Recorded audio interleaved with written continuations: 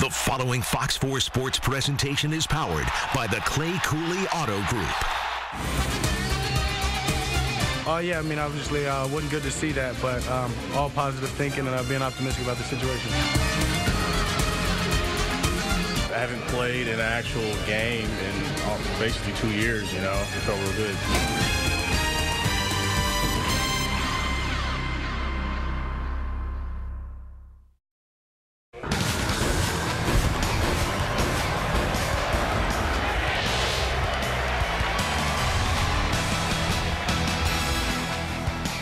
Football from all three main levels are about to be analyzed thoroughly, with games tantalizingly close to starting. It's Sports Sunday. I'm Edward Egros in for Mike Ducey. Ahead this half hour, we go to the Cowboys infirmary and see how several serious injuries are from last night's preseason game. Did we see a Play of the Year candidate in that same contest? Also tonight, Tepper Talks. It's like TED Talks, but better. Greg Tepper goes over the college football recruiting landscape and gets us ready for high school football as You Click the Game gets underway before you know it. But first, we remember last year well, when offensive lineman Tyron Smith's absence seemingly crippled the Cowboys against the Atlanta Falcons and beyond. So watching Zach Martin here go down with a knee injury should cause a collective gasp. But reportedly, an MRI says there's no structural damage to that knee, and he should be ready for the season opener. Even last night, the Cowboys voiced optimism. Yeah, I mean, obviously, wasn't good to see that, but all positive thinking and being optimistic about the situation. What part of the second quarters of a preseason game was it? Very early. But we've always second-guessed ourselves about any type of thing like that. But I was sure seeing the good that was coming from having that unit in there and really the way we were playing and how well we were playing. And so we got a lot of good out of it. So I think we're right now, to give you an idea how I feel about it, then I'd say it's worth it for him being there.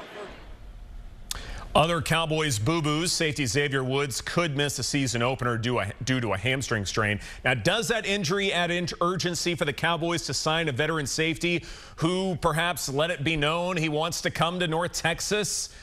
Well, there's also running back Bo Scarborough. He has a left hip problem. Defensive lineman Dayton Jones, one of the standouts of camp, has a left knee injury. Defensive back Duke Thomas will need work on his shoulder. And safety Jameel Showers is done for the year with a torn ACL. Hate to see that setback for him. Hey, for the first time since the end of the 2016 regular season, defensive lineman Randy Gregory returned to the football field. With a well-chronicled problem with substance abuse, it seemed like Gregory might never play in the NFL again. He was part of 10 first-half snaps, suggesting not only could he earn playing time when games begin to count, he could be an important piece of that defensive line rotation. Practice is one thing, conditioning is one thing, personal training is one thing, but actually go out there and be on the field and be with my guys and at least attempt to make some plays. It felt real good. Usually I'm pretty jittery and nervous. I really wasn't. I was real laid back. And I don't know if that was just from preparation or what it was, but I had fun. I wasn't nervous. Definitely want to get some more plays under my belt. Another bright spot from last night's 21-13 loss was within the secondary. There may be questions involving depth, but the starting cornerbacks of Byron Jones and Chidobe Awuzie could make this defense an underrated unit. They will still earn national attention because, well, they play for the Cowboys, but also because of one dazzling play. Lawrence Armstrong, the right defensive end, fourth-round pick out of Kansas. Chido Awuzie. Play of the year. Play of the year. Wow. Cheeto skies for that one. Man, Cheeto's he's a baller. We actually expected that route from that look, and I was telling Kayvon before the play, watch out for the seams, and they ran it. Got lucky, threw the ball to me. It was an outstanding play.